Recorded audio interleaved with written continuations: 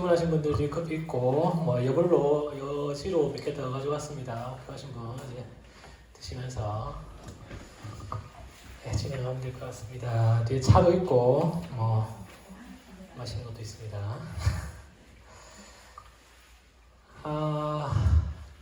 그 지난주에 저희가 일정을 잠깐 공지해 드렸었죠. 4월 12일 그 노성호님 윤영이 결혼식 때문에 제가 서울로 한번 다녀와야 돼서 12일 하루 쉬고, 그리고 아마 쉬는 날이 없을 겁니다. 그래서 6월 7일까지 제가 진행을 할 예정입니다. 6월 7일까지. 그래서 일정은 그렇게 기획하시고 이제 하시면 될 것 같습니다. 자, 그래서 기도하고 시작할까요? 살아계신 하나님 아버지 감사합니다. 오늘도 저희들 이 자리로 모이게 해주시고 함께 주님의 말씀과 또 그 말씀 안에 깃든 하나님의 기쁘신 뜻을 발견하고 또 함께 말씀을 나누면서 주님이 우리에게 해주시는 놀라운 그런 언약과 주님의 우리를 깨우치기 위하여 주시는 모든 말씀들을 듣습니다. 하나님, 듣기만 하는 것이 아니라 듣고 또 깨달음의 영을 허락하여 주시고 또 저희들이 이 말씀을 통하여 오직 하나님께 더 깊이 또 더 나아가는 우리 성도님들 될 수 있도록 주님 역사하여 주시옵소서. 오늘도 함께 하신 그 주님을 찬양하며 예수님의 이름으로 기도드립니다. 아멘.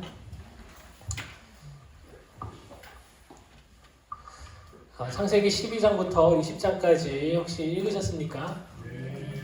뭐 우리 아브라함에 대한 그런 내용인데 혹시 뭐 읽으시면서 궁금한 것도 혹시 없으셨습니까? 어떤 게 궁금하셨나요? 감사합니다. 그 뒤에 부분 지금 그것까지 강조할 겁니다. 네. 읽을 때마다 궁금한 건데, 네. 아브라함이 그 하나님께서 내 약속 해주시면서 짐승들 다 갈라놓고 네. 아브라함이 잠이 들잖아요. 네. 그건 어떤 일인가요? 예, 이거 우리 킵해뒀다가 이따가 16장이죠, 뭐 15장, 16장 아마 그렇게 될 겁니다. 그거 할 때 한번 또 궁금한 점 혹시 있었나요? 이거 뭐지? 하는 그런 얘기들. 저는 소돔과 고모라를 보면서 진짜 그 안에는 의인이 10명도 없었나라는 그런 생각을 듭니다. 그래서 이 부분에서 하나님이 과연 어떤 의미고 또 그 소돔과 고모라를 심판하는 하나님의 그 뜻, 그 마음은 또 무엇일까 하는 것들을 한번 같이 생각을 해보기를 원합니다. 자, 먼저 제목을 한번 같이 봅시다. 자, 우리 제목에서도 우리가 알 수 있듯이 창세기 12장, 20장은 12장부터 20장은 주인공이 아브라함이 등장을 합니다. 우리 앞서 2주 동안 함께 살펴보시면서 창조 또 시작에 대해서 함께 살펴봤잖아요. 하나님의 창조는 이 세상의 시작이고 또 그 가운데서 또 지난주는 노아의 어떠한 방주의 구원은 또 노아로부터 또 새로운 인류의 시작이 되었다라는 것을 일단 말씀을 드렸습니다. 그러면 오늘 그 많은 인류의 시작 가운데서 하나님이 노아의 아들 가운데 셈의 자손 그 가운데서 아브라함을 특별하게 선택을 하셔서 아브라함을 부르시고 또 하나님이 약속하신 그곳으로 이제 보내는 그런 기사를 이제 보게 됩니다. 그리고 이 아브라함의 삶을 우리가 두루두루 살펴보면서 많은 그런 역경과 또 어려움들이 있었겠죠. 그래서 그 부분들 하고 또 하나님이 아브라함과 맺은 그 언약, 그 약속을 한번 살펴보겠습니다. 지난주에도 말씀드렸듯이 창세기에 구약 성경에 수많은 약속이 나오고 그 가운데서 노아의 구직의 약속이 있고 아브라함은 그 횃불 사이에 아까 원사님 말씀드렸듯이 횃불 사이에 지나가는 그런 하나님의 약속이 있는데 이것도 하나의 약속이 맞죠. 그래서 그 부분이 창세기 15장, 16장에 이제 나오게 됩니다. 그리고 이제 18장부터 소돔과 고모라가 등장을 하고 거기를 향한 그곳을 향한 하나님의 심판이 있죠. 그리고 하나님의 심판에 앞서서 아브라함이 그곳을 위하여 기도하는 그런 모습도 이제 보여집니다.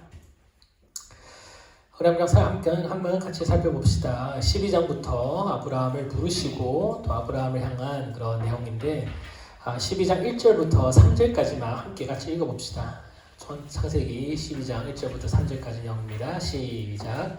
여호와께서 아브라함에게 이르시되 너의 고향과 친척과 아버지의 집을 떠나 내가 네게 보여줄 땅으로 가라. 내가 너로 큰 민족이 되고 네게 복을 주어 네 이름을 창대하게 하리니 너는 복이 될지라. 너를 축복하는 자에게는 내가 복을 내리고 너를 저주하는 자에게는 내가 땅의 모든 족속이 너로 말미암아 복을 얻을 것이라 하신지라. 아멘. 하나님이 아브라함을 부르십니다. 자, 퀴즈. 이때 아브라함의 나이가 몇 살일까요? 네, 이때 아브라함의 나이가 75세입니다. 75세에서 아브라함을 불러서 가나안으로 가라 한 거죠. 자, 우리가 알다시피 이삭은 아브라함이 몇 살 때 얻은 아들입니까? 100세죠. 그럼 그 사이에 이제 갭이 25년이 있는 겁니다. 이 25년 동안 아브라함이 믿음으로 견디기도 하고 또 믿음을 의심하기도 하고 또 믿음을 또 저버리기도 하는 그런 이제 모습이 등장을 하는 겁니다. 우리 오늘 이 아브라함을 통한 이 구속사는 전체적인 흐름은 믿음이라는 주제로 이제 함께 살펴볼 겁니다. 과연 믿음이 무엇이고 믿는다는 것은 어떤 의미를 가지고 있고 또 우리 삶 속에서의 믿음은 무엇으로 드러나는가 라는 부분들을 함께 살펴보고자 합니다. 자, 그리고 3절 1절부터 3절까지 하나님이 약속하시면서 아브라함이 떠나야 하는 세 가지를 말씀합니다. 어느 세 가지입니까? 고향과 친척과 아버지 집을 이제 말씀하고 있죠. 고향이라고 하는 것은 이제 땅을 의미하겠죠. 땅을 떠나고 하나님이 인도하는 그 땅으로 가라라는 것을 이제 뜻하고 있습니다.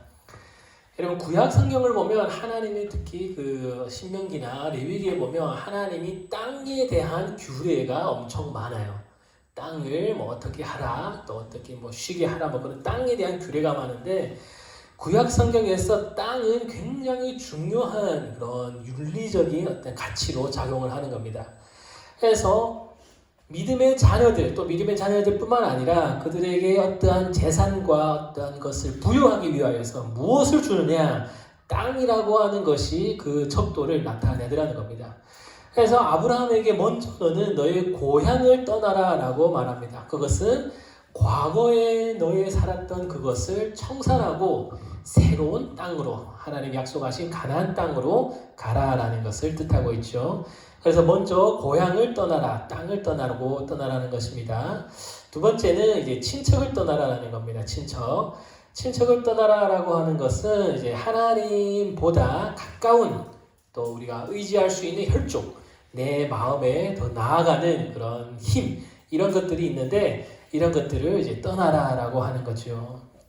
아비집이라고 하는 것인데 이것은 구체적으로 더 작은 영역, 우리가 거하는 그 가족 이 안에서 떠나라라고 하죠.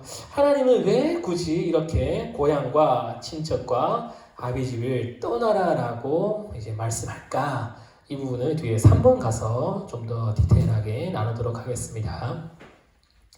자, 그러면 아브라함을 부르실 때 그에게 이것을 떠나라라고 했고 또 그러면 어떤 약속을 주셨나 우리 한번 살펴볼까요? 어떤 약속을 주셨습니까? 첫째, 여러분 한번 적어봅시다. 내가 너로 큰 민족 우리 위에 하나 있습니다. 민족 있고 두 번째는 어떤 겁니까? 복 있죠. 복을 내리고 세 번째는 예, 그렇죠. 이름을 창대하게 한다. 이름이 있죠. 이름.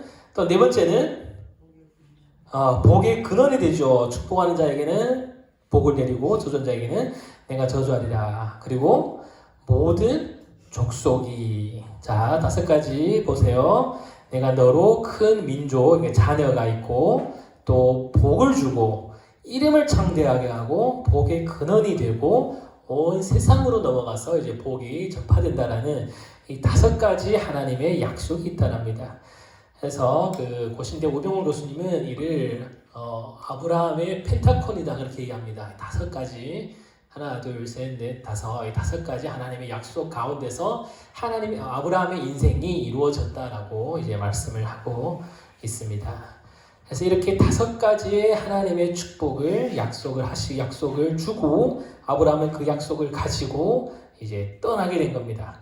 자, 떠날 때 누구와 누가가 아브라함과 함께 있었습니까? 예, 아브라함의 말씀을 따라갔고 또 그 롯도 그와 함께 갔으며, 자, 이 롯은 누굽니까? 어떻게 된 조카죠? 하란의 아들. 아브라함의 형제 하란의 아들 이 롯이 있죠. 그래서 롯을 데리고 5절에 보면 그의 아내 사레와 조카 롯과 하란에서 모든 소유와 얻은 사람들이 이끌고 가나안으로 갔다. 그래서 가나안 땅으로 들어갔다라고 합니다. 4절에 보면 75세라고 하지 않아요. 그래서 얼마 동안 여행을 했는지 이제 알 수 없습니다. 그곳을 또 몇 살 때 들어갔는지도 이제 알지 못해요. 근데 데라와 달리 데라는 이제 하란에 머물렀지만 아브라함은 그래도 가나안 땅까지 이제 도착을 했다라고 성경은 얘기를 하고 있습니다. 자, 그리고 13장에 넘어와서 보면 이 아브라함과 롯이 가나안 땅에서 또 하나님 약속대로 많은 축복을 받게 됩니다. 그 축복이 바로 그곳에 있는 목초지의 비팜, 그것으로 이제 나타나게 되겠죠.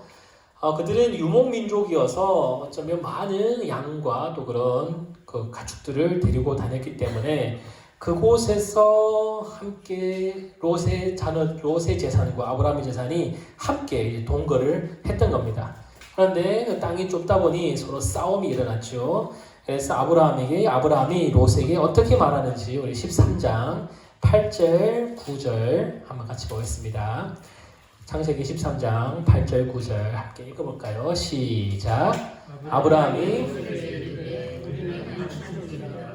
너나 내 족자나 내 목자나 서로 다투게 하지 말자. 내 앞에 온 땅이 있지 아니하냐.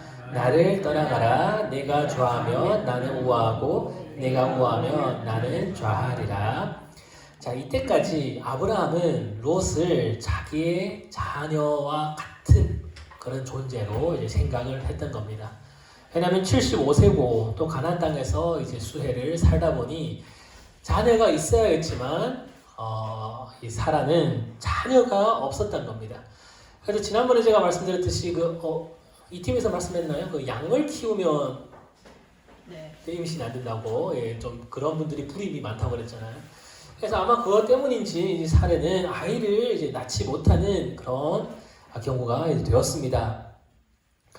그래서 롯이 그에게 있어서 자녀와 같고 하나님의 약속의 유업과도 같은 그런 사람이었지만 이 롯이 자기를 떠나겠다라는 겁니다. 그래서 그럼 떠나라 해서 뭐라 말합니까? 네가 좋아하면 나는 우하고 내가 우하면 나는 좋아하겠다. 다른 말로 하면, 쉬운 말로 하면 내가 선택한 곳은 나는 이제 범접하지 않고 다른 곳으로 내가 가겠다라는 겁니다. 그래서 우리 10절 한번 같이 볼게요. 13장 10절 시작. 이에 롯이 눈을 들어 요단 지역을 바라본즉 소알까지 온 땅에 물이 넉넉하니 여호와께서 소돔과 고모라를 멸하시기 전이었으므로 여호와의 동산 같고 애국 땅과 같았더라. 여기서 이 말을 듣고 롯이 눈을 들어 이제 바라봅니다. 온 지역을 바라보니 어디를 바라봅니까? 소돔과 고모라를 보는 겁니다. 그 땅은 비옥해 보였고 또 요단강을 넘어서 보니 땅에 물이 넉넉하여서 무슨 땅 같았답니까? 그 전에 여호와의 동산이라고 말하고 있죠. 에덴 동산을 뜻합니다. 그래서 롯의 입장에서는 그가 눈을 들어 바라본 저 소돔과 고모라는 에덴 동산과도 같은 곳이었다라고 이제 뜻하고 있는 겁니다. 자, 그러면 그가 바라보니 소돔과 고모라는 과연 어떤 곳이었을까라는 겁니다. 어떤 곳이었을까요? 나중에 우리 18장을 보니 그곳은 죄와 하나님을 향한 불의가 가득한 곳이었습니다. 그곳에서 사람들은 하나님을 의지하지도 않고 재산과 또 시기와 질투와 이기적인 그런 모든 인간적인 모습으로 가득한 곳이 바로 소돔과 고모라였던 겁니다. 그러나 이 롯 보기에 그곳은 뭐일 것 같다? 에덴 동산과 같이 향망하는, 내가 가고 싶다라고 하는 그런 곳이 이제 되었던 것입니다. 그래서 롯 보기에 그곳이 에덴 동산 같은 이 소돔과 고모라는 나중에 하나님의 심판을 받게 되는 겁니다. 자, 그러면 롯이 그곳이 소돔과 고모라가 에덴 동산과도 같아 보였던 이유는 10절에 보니 그가 눈을 들어 보았다라고 합니다. 결국 그의 눈은 물질과 잘 먹고 잘 살고 이런 육신적인 것만 볼 수밖에 없는 그런 존재가 되었던 거죠. 롯이 하나님을 좀 더 볼 수 있다, 혹은 하나님의 영적인 것에 관심을 가질 수 있다면 어쩌면 그곳이 과연 하나님을 예배하기에 적합한지, 이 사람들은 하나님을 알고는 있는지, 하나님을 경외하고 있는지 그런 것들은 좀 살필 수도 있겠지만 그런 것도 전혀 안중이 없고 단지 내가 양을 잘 칠 수 있는지, 우리 가족들이 잘 먹고 잘 살 수 있는지 그것만 이제 귀중하게 생각되었던 겁니다. 그래서 롯은 소돔과 고모라로 떠나게 되었습니다. 자, 그러면 봅시다. 롯이 소돔과 고모라로 향하여 이제 떠났습니다. 그러면 좌든지 우든지 한 방향으로 이제 떠났겠죠. 아까 롯은 아브라함에게 있어서 자손과도 같은 존재라고 그랬습니다. 결국 지금 아브라함에게 있어서 땅과 자손 둘 모두를 잃어버린 그런 상황입니다. 이때 하나님이 롯에게 어떻게 말씀하실까요? 14절부터 17절까지 한번 같이 읽겠습니다. 시작. 롯이 아브라함을 떠난 후에 여호와께서 아브라함에게 이르시되 너는 눈을 들어 너 있는 곳에서 북쪽과 남쪽 그리고 동쪽과 서쪽을 바라보라. 보이는 땅을 내가 너와 네 자손에게 주리니 영원히 이르리라. 내가 네 자손이 땅이 티끌 같게 하리니 사람의 땅이 티끌을 능히 셀 수 있을진데 내 자손도 세리라. 너는 일어나 그 땅을 종과 행으로 두루 다녀보라. 내가 이것을 내게 주리라. 이전까지 아브라함은 롯의 선택으로 인하여 지금 땅을 잃었어요. 그리고 자녀와 같은 롯이 자신을 떠나갔습니다. 그러나 하나님은 바로 아브라함에게 14절부터 17절까지 무엇을 약속합니까? 두 가지. 땅과 자손으로. 아브라함이 잃었다라고 생각한 그 땅과 자손으로 아브라함을 위로하고 있다라는 겁니다. 하나님은 아브라함의 그 마음의 낙심을 아셨어요. 지금 롯이 떠나고 또 롯이 저 비옥한 땅으로 떠났으니 남은 땅은 비옥하지 않은 땅 아니겠습니까? 그래서 그 땅도 이런 그 아브라함의 그 낙심을 하나님은 아시고 아브라함에게 땅과 자손으로 위로해주고 계시는 겁니다. 북쪽과 남쪽, 동쪽, 서쪽 네가 보이는 모든 곳을 너에게 주겠다. 이만큼 더 훌륭한 약속이 있겠습니까? 그리고 너의 자손은 땅에 티끌 같게 되겠다. 땅에 티끌을 사람이 능히 셀 수 없기 때문에 너의 자손도 이제 세지 못한다. 그만큼 자녀가 많아질 것이다. 그래서 아브라함은 지금 마음속으로 아마 걱정됐겠죠. 자기가 나이가 지금 점점 많고 자기 아내도 나이가 많은데 과연 이게 아이를 낳을 수 있을까? 그런 걱정이 이제 아마 됐을지도 모릅니다. 그때 아브라함의 그 마음의 걱정을 하나님이 위로해 주시는 겁니다. 그래서 18절에 보게 되면 그런 말을 듣고 약속을 받고 아브라함은 바로 하나님께 제단을 쌓아 예배를 드리는 모습을 볼 수 있습니다. 그래서 13장까지 이제 말씀이 이제 마무리가 되고 14장부터는 어떤 전쟁이 등장을 합니다. 아까 롯이 소돔과 고모라로 갔다 그랬죠. 근데 마침 갔더니 소돔과 고모라가 지금 싸움을 하는 겁니다. 싸움을 해서 그곳으로 이사간 이 롯도 그 모든 재산과 이 가족들을 다 데리고 그곳에 갔더니 그곳에 이제 포로로 잡혀가는 그런 신세가 되었습니다. 14장 12절을 보면 소돔에 거주하는 아브라함의 조카 롯도 사로잡고 그 재물까지 노력하여 갔더라. 그래서 이 모든 재물들이 다 없어지고 종들도 다 사라지고 가족들도 위험에 빠진 그런 곳에서 아브라함이 집에 있는 사람들을 데리고 가서 이제 롯을 다시 구출해 내지요. 저는 여기서 궁금했던 게 롯이 아브라함을 떠나서 소돔 고모라로 이제 갔지 않습니까? 거기서 이제 전쟁을 당하고 이제 포로가 됩니다. 그러면 아브라함이 와서 구해줬잖아요. 그럼 다시 돌아올 법도 한데 계속 거기에 남아있게 되었더라는 겁니다. 그래서 이런 모습을 보면 이 롯은 하나님의 사람이 아니었구나. 하나님이 돌아올 수 있는 기회를 제공해 주었음에도 불구하고 그는 이 모든 것을 다 버리고도 하나님을 선택하지 않았다라는 것을 이제 알 수가 있는 거죠. 그래서 아브라함은 또 홀로 돌아옵니다. 돌아올 때 멜기세덱이라는 왕을 만납니다. 18절 볼까요? 살렘 왕 멜기세덱입니다. 살렘이 어딜까요? 네, 예루살렘. 예루살렘의 그 곳이 살렘이겠죠. 이 살렘. 이 살렘이 뭔 뜻이냐? 평강이라는 뜻입니다. 우리가 샬롬 하잖아요. 샬롬 할 때 그 샬롬하고 살렘이 같은 단어고 그 평강이라는 샬롬에서 부수된 이름이 이제 솔로몬 그렇게 되는 겁니다. 평강의 왕. 이 살렘 왕 이름이 멜기세덱입니다. 자, 이 사람은 누구냐? 성경은 이 사람이 어디서 왔고 어떤 자녀이고 또 어떻게 왕이 되는지 전혀 기록하고 있지 않습니다. 단지 살렘 왕 멜기세덱이라고 하는데 이 사람에 대한 기록은 18절을 보니 지극히 높으신 하나님의 제사장이었더라라고만 이제 기록하고 있습니다. 그래서 아마도 이 멜기세덱은 하나님의 사자가 아니었나 싶어요. 하나님의 사자로서 아브라함을 축복하는 그런 역할을 하지 않았을까 싶습니다. 그래서 아브라함이 그에게 10분의 1을 떼어서 주죠. 그래서 이 멜기세덱이 왜 중요하냐면 나중에 히브리서를 보게 되면 예수님의 세 가지 직분이 등장을 합니다. 우리가 신학적으로 예수님은 세 가지 직분을 감당했다고 하죠. 첫째는 선지자, 두 번째는 왕, 세 번째 제사장입니다. 이 세 가지 직분을 예수님이 감당을 하셨어요. 그런데 이 왕은 유대 자손, 다윗의 자손으로 왕이 되잖아요. 그래서 예수님이 다윗의 자손으로 태어나게 된 겁니다. 선지자는 그냥 하나님이 아들이니까 선지자가 그렇다. 하나님의 말씀 자체니까 선지자 역할을 감당할 수 있고 문제는 제사장입니다. 여러분 제사장은 누구의 자녀들만 될 수 있나요? 아론의 자손들, 레위 사람들만 될 수 있습니다. 레위 사람들만 이 제사장이 될 수 있고 성전에서 일할 수 있는 이제 권위가 생기죠. 그런데 예수님은 어느 지파 사람입니까? 유다 지파잖아요. 그럼 예수님이 어떻게 제사장이 될 수 있냐 해서 히브리서 10장인가요? 거기 보면 예수님은 멜기세덱의 반차로 제사장이 되었다. 예수님의 제사장이 그 직분을 받은 것은 하나님의 거룩하신 제사장인 이 멜기세덱으로부터 제사장의 직분을 넘겨받았다라고 히브리서 기자가 이제 기록을 하고 있습니다.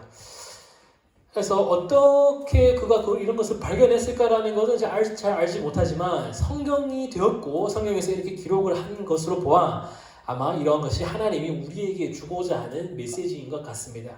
그래서 이 멜기세덱은 제사장으로서 또 예수님이 제사장 직분을 전해지는 귀한 직분의 사람으로 이제 선계된 것입니다. 자, 그리고 와서 이제 15장으로 이제 넘어옵니다. 여러분 15장에 왔을 때 자, 15장에서 아브라함이 다시 한번 하나님과 아브라함이 이제 언약을 맺습니다. 자, 이때 아브라함이 한 나이가 얼마쯤 됐을까요?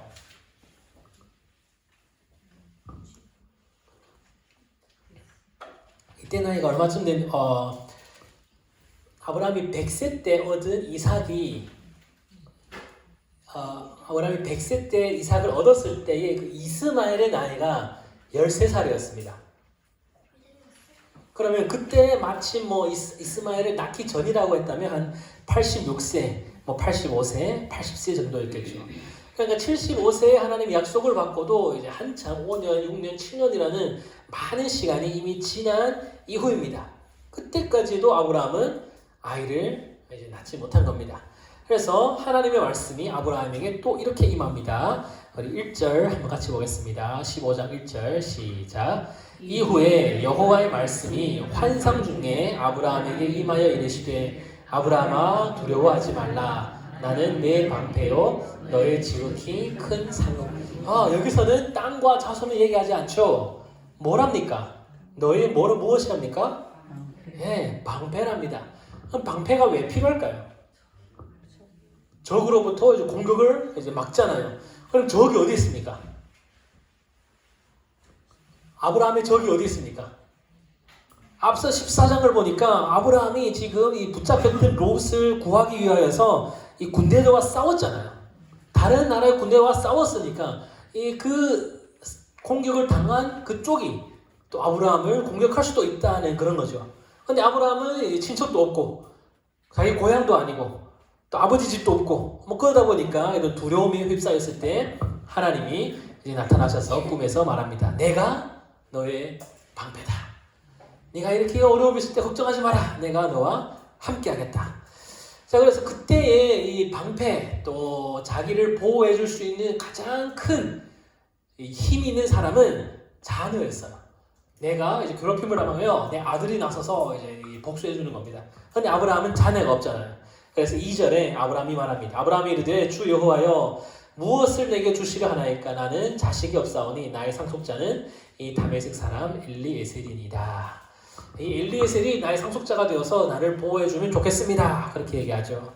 그래서 하나님이 이제 말합니다. 아니다. 이 사람은 너의 상속자가 아니다. 그리고 5절에 말합니다. 5절 같이 읽습니다. 시작.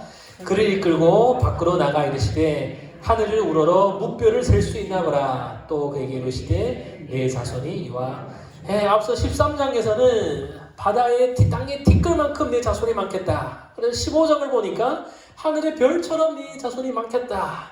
자, 이런 얘기를 듣습니다. 이걸 보통 기상천외한 얘기라고 그러죠. 이런 얘기를 들었을 때 아브라함이 어떻게 반응하냐? 6절입니다. 시작. 아브라함이 여호와를 믿으니 여호와께서 이를 그의 무엇으로? 의로 여기시고. 아브라함은 여호와를 믿었다라는 겁니다. 여기서 처음으로 믿음이라는 것이 등장을 하게 됩니다. 믿음이 무엇이냐에서 우리는 아브라함의 이 부분을 유심히 이제 살펴보면 되는 겁니다. 아브라함이 의인이 될 수 있었던 것은 하나님을 믿었기 때문에 그가 의인입니다. 자, 그러면 이런 질문이 있을 수 있죠. 그럼 아브라함의 믿음이 자랑거리가 될 수 없냐? 아브라함이 믿어서 의인이 됐잖아요. 그러면 아브라함의 믿음은 나는 자랑한다. 나는 믿음이 있기 때문에 이렇다라고 자랑거리가 될 수 있냐라고 이제 질문하죠. 자, 근데 이제 질문에 답하면 자랑거리가 될 수 없다라는 겁니다. 그것은 우상을 섬기던 아브라함이 먼저 하나님을 찾아 나선 것이 아니고 앞서 12장에서 보면 하나님에 대해서 잘 알지 못했던 아브라함을 하나님께서 먼저 찾으셨기 때문입니다. 그래서 자랑을 한다면 믿음을 자랑하는 것이 아니고 구원을 베풀어 주신 하나님의 그 은혜를 자랑을 해야 한다는 겁니다. 그래서 우리가 차를 몰고 우리 운전하지 않습니까? 이 자동차가 고속도로에서 100km로 이제 막 달린다고 합시다. 이때 자동차가 와, 나 100km로 달려라고 자랑을 한다면 이게 그 자랑의 의미가 있겠습니까? 자동차가 달릴 수 있는 것은 사람이 여기 만들고 또 거기에 연료를 넣고 또 운전했기 때문에 이 자동차가 100km로 달릴 수 있는 겁니다. 그래서 아무리 비싸고 좋은 자동차라고 해도 사람이 운전하지 않으면 조금 더 앞으로 나아갈 수가 이제 없게 되는 겁니다. 그래서 이것이 믿음과 같다라는 거죠. 믿음이란 무엇입니까? 믿음이란 먼저 하나님의 은혜가 임한 것을 뜻하고 있습니다. 우리가 모든 믿음이라고 하는 이 단어 앞에는 하나님의 은혜가 반드시 선행이 되어 있다는 겁니다. 그래서 하나님의 은혜가 아브라함에게 임할 때 아브라함이 하나님을 믿었습니다. 중요한 것은 이 믿음이 어떻게 나타났느냐라는 겁니다. 무엇으로 나타났냐? 그의 말로 나타났습니까? 전혀 나타나지 않았습니다. 우리는 나는 믿는다라는 이 말이 중요하다고 생각하지만 아브라함을 보니 믿음이 그 말로써 나타난 적이 한 번도 없습니다. 대신 무엇으로 나타났냐? 고백이 아닌 그의 삶으로 나타났습니다. 하나님을 믿겠다라고 고백에서 끝이지 않고 하란을 떠나 가나안으로 가는 그의 삶, 또 가나안 땅에서 하나님의 약속을 향한 확신으로 이제 드러나게 된 것이죠. 당시 하란이라고 하는 곳은 문화가 꽃핀 그런 도시였습니다. 반면 가나안은 황무지와 다를 바 없었던 그런 곳이죠. 아브라함은 자기가 그동안 이루어 놓은 그 삶을 버리고 하나님께서 명령하신 황무지로 이제 떠나게 된 겁니다. 어떻게 이런 게 가능할까요? 믿었기 때문입니다. 아브라함이 하나님을 믿었기 때문이죠. 이 믿음은 누가 줬습니까? 하나님의 은혜로 주신 겁니다. 그래서 행위도 믿음도 자랑할 것이 없고 자랑할 것은 오직 하나님의 은혜밖에 없다라는 것입니다. 그러면 하나님의 은혜를 믿는 믿음은 반드시 행동을 수반한다라는 것을 우리는 오늘 기억을 해야 됩니다. 저는 이 사실을 확신합니다. 우리가 믿었다라고 하는 사람들 중에 행동이 따르지 않는 것은 절대 믿음일 리가 없습니다. 믿음은 반드시 행동과 직결되어 있고 내가 믿는다라고 하는 믿음이 나한테 은혜로 주어졌으면 우리의 삶은 반드시 달라지게 되어 있는 겁니다. 전도 폭발이라는 책을 쓴 제임스 케네디 목사님에게 어떤 부인이 와서 이렇게 말합니다. 부인에게 목사님이 이렇게 말합니다. 예수를 믿으십시오. 그러면 천국을 얻습니다. 그랬더니 그 부인이 목사님을 쳐다보면서 기가 찬 얼굴로 대답했답니다. 내가 예수를 믿는다고 말하면 천국을 얻는다는 것이 가능키나 합니까? 가능하기는 합니까? 그랬더니 목사님이 말했죠. 저는 예수님을 믿는다라고 말하라고 하지 않았습니다. 저는 예수님을 믿으면 천국을 얻는다고 말씀드렸습니다. 그래서 부인이 말하죠. 그 말이 아니냐? 그랬더니 말합니다. 저는 예수님을 믿는다고 말만 하면 천국을 얻는다고 하지 않고 정말 예수님을 믿으면 천국을 얻는다고 했습니다. 라고 목사님이 대답을 했답니다. 그래서 믿는다고 하는 것은 저 예수님을 믿어요 라고 이러한 고백 이상으로 무엇일까요? 우리의 삶을 그분께 믿는 그 대상에게 전적으로 의탁하는 것을 말합니다. 의탁이라는 말은 맡긴다는 뜻입니다.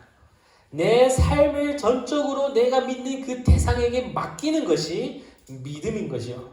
마치 아브라함이 하란을 떠나 가나안으로 삶의 방향을 바꾸었듯이 이런 믿음은 삶의 변화, 우리의 삶의 행동으로 수반이 되어지는 겁니다. 자, 이러면 우리가 믿음을 스스로 좀 검증할 수 있겠죠. 다른 사람의 믿음은 사실 어렵습니다. 왜냐하면 우리가 눈에 보이는 것이 한계가 있기 때문에. 그러나 나의 삶은 내가 볼 수 있지 않습니까? 나의 삶을 한번 돌아보면 과연 나는 믿음이 있는 삶인가? 그 믿음으로 해서 나의 삶이 이 믿음을 예수 그리스도를 믿기 전의 삶과 어떠한 변화가 일어났나? 나의 삶은 내가 믿는 그대로 어떠한 변화가 생겨났나? 그런 것을 순종해 나가는 행동으로 드러나고 있느냐라는 것을 이제 살펴보면 내 믿음의 크고 작고 유무를 판단할 수 있습니다. 자, 그러나 이 믿음은 중요한 이 믿음은 1인용입니다. 1인용이라는 것은 이제 내가 믿는다고 하여서 내 자녀가 자동으로 구원하는 것이 아니라는 거죠. 성경 한번 찾아봅시다.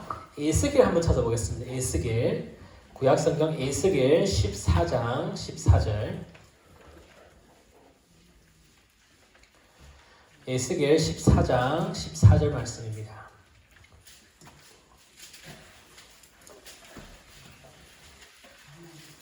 자, 같이 에스겔 14장 14절 같이 읽겠습니다. 시작. 비록 노아, 다니엘, 욥 이 세 사람이 거기에 있을지라도 그들은 자기의 공의로 자기의 생명만 건지리라. 나 주 여호와의 말이니라. 하나님이 뭐라 말씀하시냐면 노아나 다니엘이나 욥처럼 이런 믿음의 사람들도 자기의 공의로 자기의 믿음으로 자기의 생명만 건진다라는 겁니다. 내 믿음은 나한테만 이제 작용을 하지 내 믿음이 다른 사람에게 영향을 끼칠 수 없다라는 겁니다. 그래서 믿음은 1대1로 개별적으로 이제 임하는 하나님의 은혜라는 겁니다. 그래서 우리 엄마가, 우리 아빠가, 우리 부모님이 믿음이 굉장히 좋다라고 해서 그것이 나의 믿음인 것은 아닙니다. 또 내가 굉장히 믿음이 좋다고 해서 그것이 나의 자녀의 믿음인 것도 아닌 겁니다. 때문에 우리가 자녀를 양육하고 또 부모님께 우리 효도를 할 때도 사실 이런 믿음의 문제를 깊이 고민하지 않으면 안 된다는 겁니다. 그러니까 여기서 우리는 두 가지를 생각해 볼 수 있습니다. 첫째로 이제 천주교에서 가톨릭에서 주는 영세명이라는 겁니다. 우리 가톨릭에서 세례를 주면 그에게 그 영세명을 줍니다. 아시죠? 안토니오가 있고 무슨 이름 전 잘 모르지만 자, 그들이 왜 그런 이름을 줄까요? 가톨릭에서. 왜 세례를 받으면 너는 베드로다. 왜 세례를 받으면 너는 안드레다. 뭐 그런 이름을 왜 줄까요? 천주 가톨릭에서는요. 두 가지가 의미가 있는데 하나는 이름의 성인을 본받으라는 의미에서 그 성인의 삶처럼 훌륭한 삶을 살아라는 겁니다. 근데 이것은 별로 중요한 의미가 아닙니다. 두 번째 이것이 더 큰 그 중요한 점이고 그것이 또 신학적으로 굉장히 큰 배경에 문제가 있습니다. 그것은 가톨릭의 성자들은 아유 깜짝이야. 가톨릭은 이 성자들이 살면서 엄청난 덕을 쌓았다고 생각을 해요. 예를 들어서 베드로는 내가 엄청 많은 이런 의를 포인트를 적립하듯이 적립해 뒀다고 합니다. 가톨릭에서는 그래요. 그래서 내가 구원받기 위해서 뭐 이 100 정도의 의가 필요하다면 이 베드로는 한 10만 정도를 이제 쌓아둔 거죠. 그럼 100만 필요하면 나머지는 어떻게 하겠습니까? 나머지를 세례명을 주면서 이제 나눠주는 겁니다. 그 사람들에게. 그래서 내가 베드로라는 세례명을 주면 이 베드로의 의가 이제 너한테 가서 내가 구원을 얻는다라는 그런 신학적인 배경이 담겨 있는 것이 영세명의 이제 동기이자 이유랍니다. 그러나 하나님께서는 뭐랍니까? 자기의 의로는 자기의 생명밖에 구원하지 못한다라고 분명하게 못 박아 이제 말씀하셨죠. 아내가 예수님을 잘 믿는다고 남편도 구원받는 것이 아니라는 겁니다. 그래서 이것이 첫째고, 두 번째로 우리가 이렇게 구원이 개별적인 믿음이 중요하기 때문에 전도의 당위성과 시급성에 대한 문제가 이제 또 존재합니다. 대통령이 예수님을 믿어 국민도 구원을 얻는 것이 아니고 부모가 예수님을 믿어 자녀도 구원하는 것이 아니기 때문에 한 영혼이 주님을 믿음으로 구원을 얻어야 됩니다. 때문에 한 영혼에게 복음을 전하는 것이 중요한 겁니다. 저는 이 문제에서 우리 아이들한테 복음을 전하는 것이 너무 중요하다고 생각을 해요. 아이들이 교회에 나와서 복음이 무엇이냐를 잘 모를 때가 많습니다. 또 교회에 오랫동안 나왔다 하더라도 그것이 습관처럼 이제 되었을 수도 있고, 과연 복음이 무엇이고 그 복음으로 인하여서 나에게 어떤 작용을 하는가라는 것을 잘 모르는 분들도 계십니다. 때문에 한 영혼 그들에게 복음을 전하는 것이 구원받은 사람들의 사명이라는 겁니다. 교회적으로나 개인적으로나 주님의 복음을 전하고 사랑을 실천하는 것이 우리의 의무이죠. 그래서 그 의무에 충실할 때 우리가 받은 구원이 참다운 구원이 될 수 있다라는 것입니다. 그래서 내가 어디 가서 일하고 받는 보수는 내 몫이요 권리이므로 은혜가 될 수 없습니다. 그러나 하나님 앞에서 내세울 공로가 하나도 없기 때문에 죽을 수밖에 없는 죄인에게는 믿음을 통해 의인이 되고 하나님과의 관계가 회복된다는 것만큼 기쁘고 즐거운 소식은 없습니다. 그래서 하나님을 믿음으로 우리는 우리의 삶을 하나님께 의탁하는 것, 그것이 의라는 겁니다. 그래서 아브라함은 하나님을 믿음으로 그의 삶을 하나님께 의탁을 했기 때문에 15장 6절에 보게 되면 이를 하나님이 의롭다 그의 의로 여기셨다라고 얘기를 하는 거죠. 제가 누누이 얘기드리지만 이 의라는 것은 저는 인정을 한다라는 겁니다. 하나님이 그의 믿음을 보시고 아브라함을 이제 인정을 하신 겁니다. 그래, 그렇구나. 하나님께서 인정받는 그 길이 이 믿음이라는, 하나님의 은혜로 주신 그 믿음이라는 겁니다. 그러면 정말 주님을 믿는다면 입술의 고백으로 끝나는 것이 아니라 우리의 삶을 위탁하는 것으로 이제 드러나야 합니다. 하란에서 가나안으로 삶의 방향을 돌려야 합니다. 그럴 때 우리에게 또 새로운 삶을 주신다는 거죠. 이래서 하나님이 어떻게 이제 되어졌냐, 15장 쭉 보면 더 중요한 내용이 나오는데, 그러면 이제 약속을 합니다. 그래서 거기서 우리 언약을 맺자.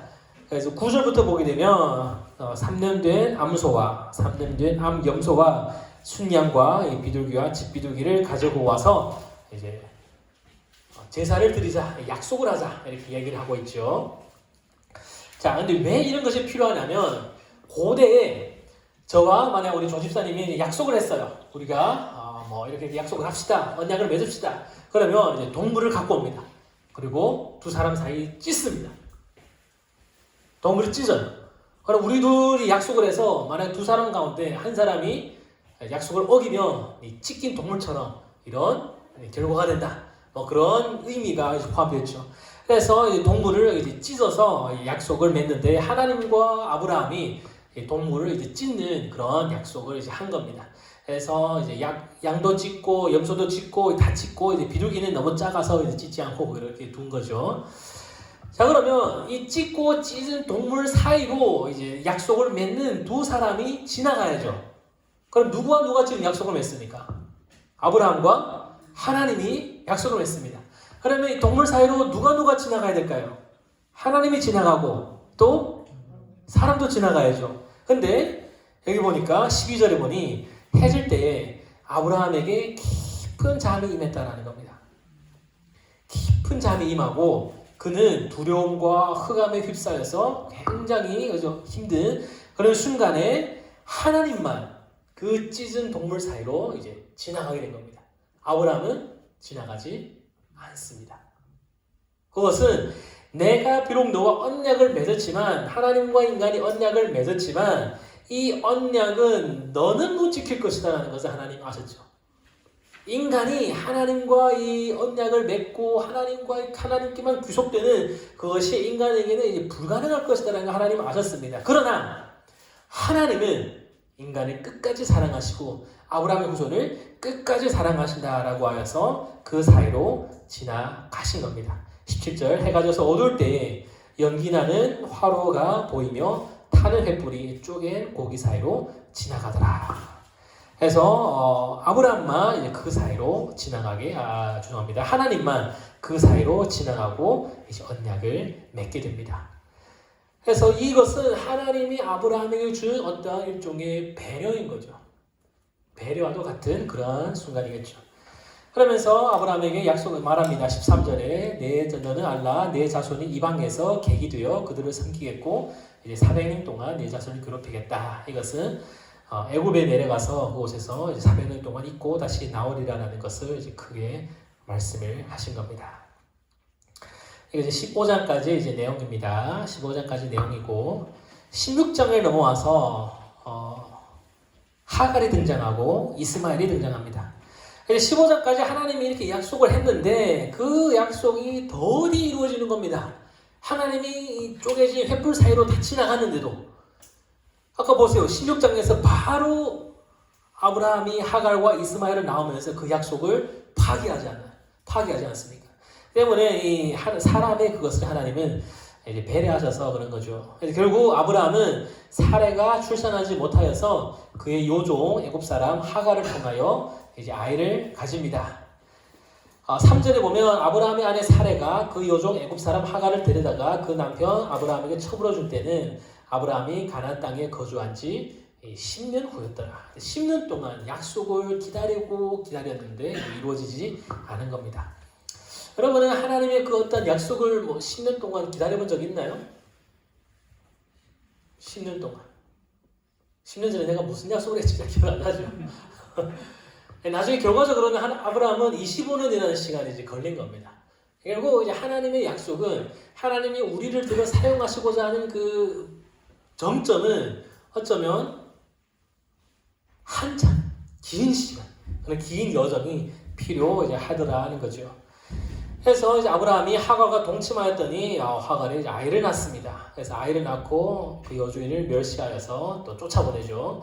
그래서 낳은 그 아이가 이름이 이스마엘입니다. 그래서 16장 16절을 보면 하갈이 아브라함에게 이스마엘을 낳았을 때에 아브라함이 86세였더라. 75세에 말씀을 듣고 나왔는데 86세에 정실 사례가 아닌 하갈을 통하여서 이스마엘을 낳게 되었습니다. 자, 그리고 17장에 넘어와서 또 언약의 징표가 나타납니다. 이때 아브라함이 나이가 몇 살일까요? 아브라함이 99세입니다. 여러분 참 이 성경이 예전에는 이렇게 장절로 나뉘지 않았습니다. 여러분 16장 16절과 17장 1절을 바로 읽어보세요. 하갈이 아브라함에게 이스마엘을 낳았을 때 아브라함이 86세였더라. 아브라함이 99세 때에. 그러니까 이 사이에 몇 년이 빠졌습니까? 13년이 빠진 겁니다. 왜 빠졌을까요? 네? 왜 침묵했을까? 하나님. 아브라함에게 주신 약속이 있잖아요. 15장에 분명히 내가 너의 자손을 하늘의 별처럼, 13장에 땅의 티끌처럼, 그 약속에 의해서 쪼갠 짐승 사이에 언약까지 맺었는데 16장에서 바로 그 약속을 뒤집어버리네. 사라를 통하여서 낳은 그 아이를 바로 15장에서 그 자기의 종 엘리에셀이라고 해도 하나님은 아니라고 그랬죠. 그 사람이 아니다 라고 분명하게 얘기했음에도 불구하고 또 편법, 사라의 여종 하가를 통하여서 아이를 낳는, 하나님을 믿지 못하는 그런 불신으로 인해서 하나님은 13년 동안 이제 침묵을 하시게 되는 겁니다. 13년의 침묵이 지나고 99세 때에 하나님이 아브라함에게 다시 나타나셔서 자기 자신을 뭐라고 말씀합니까? 아브라함이 99세 때에 여호와께서 아브라함에게 나타나셔서 그에게 이르시되 나는 어떠한 하나님? 전능한 하나님. 너 나 능력이 없을 것 같다고 해서 지금 편법으로 이스마엘을 낳고 10년 동안 이게 시간이 지났음에도 불구하고 나는 어떤 하나님이요? 전능한 하나님. 모든 것을 할 수 있고 전능하신 하나님임을 얘기하는 겁니다. 인간의 힘으로 100세에 도무지 아이를 낳을 수 없을 것 같음에도 불구하고 이 전능한 하나님이 너를 통하여서 반드시 너에게 아이를 줄 거다. 경수가 끊어진 사라를 통해서 반드시 아이가 태어날 것이다 라고 얘기를 하는 겁니다. 여기 이 부분이 하나님이 처음으로 인간에게 그분의 속성을 계시해 준 구절입니다. 전능하신 하나님이다 라는 겁니다. 시간과 공간을 초월하여 인간을 사랑하시고 또 그 능력을 베풀어 주시는 것입니다. 자, 하나님이 전능하시다는 것은 반대로 인간이 그만큼 유한한 존재다라는 것을 이제 일깨워주는 그런 거죠. 돈자랑은 돈 없는 사람 앞에서만 할 수 있죠. 인간도 전능하다면 하나님은 스스로를 전능한 자라고 내세우지 않았을 겁니다. 때문에 전능하신 하나님과 바른 관계를 맺기 위해서는 먼저 자신의 유한함을 우리는 잊지 말아야 됩니다. 나는 아무것도 할 수 없고 하나님만 할 수 있다라는 것을 우리가 믿음으로 하나님께 이제 나아갈 때 하나님은 전능하신 하나님이 우리를 구원하시고 또 우리에게 많은 역사를 베풀어 주시는 겁니다. 자, 이것이 17장 1절에서 전능하신 하나님이다라고 하면서 이제 언약을 다시 한번 확인시켜 줍니다. 2절 내가 내 언약을 나와 너 사이에 두어 너를 크게 번성하게 하리라 하시니 하나님 아브라함이 다시 엎드려서 이제 말씀하죠.